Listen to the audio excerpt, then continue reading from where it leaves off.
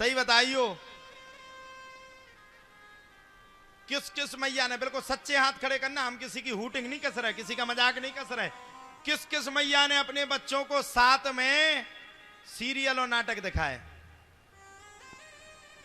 तो सबने दिखाए, झूठ मत बोलो। किस किस मैया ने अपने बच्चों को मोबाइल दिया बचपन में? सबने दिया, ऐसा हो ही नहीं सकता। कितने ही तुम छुपा लो, कितने ही तुम दूर रख लो, आज का बालक तो मैं लिख के दे दूं स्टाम्प पे, पैदा होते ही साथ मोबाइल चलाने लगता है।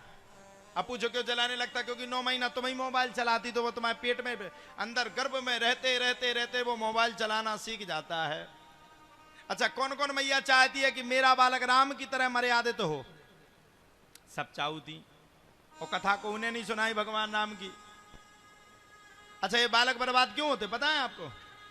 आजकल ये दुनिया में एक चीज बड़ी तेजी से फैल रही है, लवेरिया। आजकल बहुत ज्यादा बच्चों के जीवन को बर्बाद कर रही है ये चीज। ये क्यों हो रही है पता है आपको?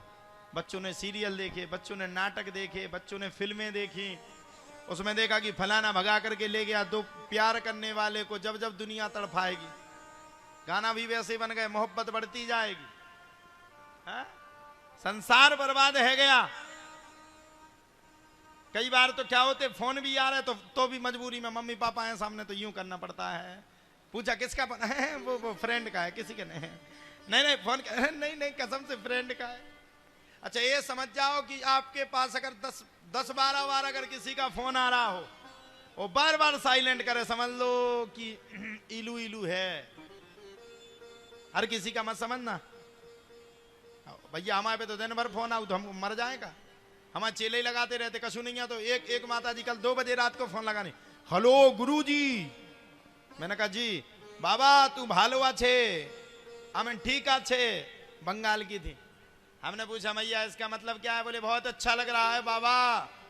हमने कहा 2 बजे रात को अच्छा लगने के लिए फोन कर रही हो? हाँ बोले अच्छा लगता है। तो हमारे पे तो आते रहते तो नहीं उठाते कभी कभी।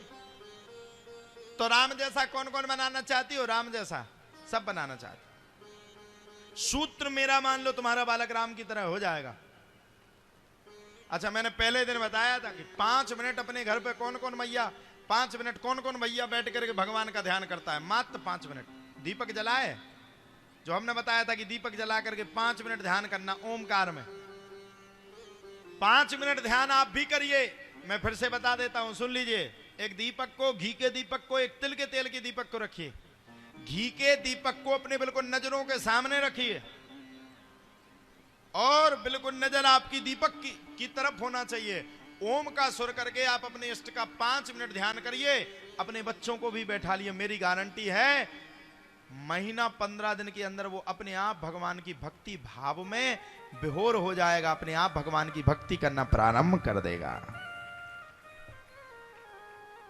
आजकल सबसे बुरी बुद्धि क्या हो गई है बालकों की? पढ़ना नहीं चाहते, लिखना नहीं चाहते, भगवान की भक्ति की ओर जाना ही नहीं चाहते, सनातन को समझना ही नहीं चाहते हैं। अब तो हमें अपने सनातन धर्म को समझना पड़ेगा।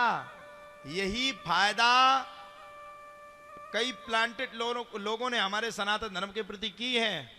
बच्चों को आस्थावान नहीं बनाया, बच्चों को पढ़ने नहीं दिया, बच्चों को लिखने नहीं दिया, बच्चों को भगवान के ग्रंथ नहीं पढ़ाए गए। और उल्टी सीधी बात है, अरे ये सब चीजें हम लोग नहीं मानते।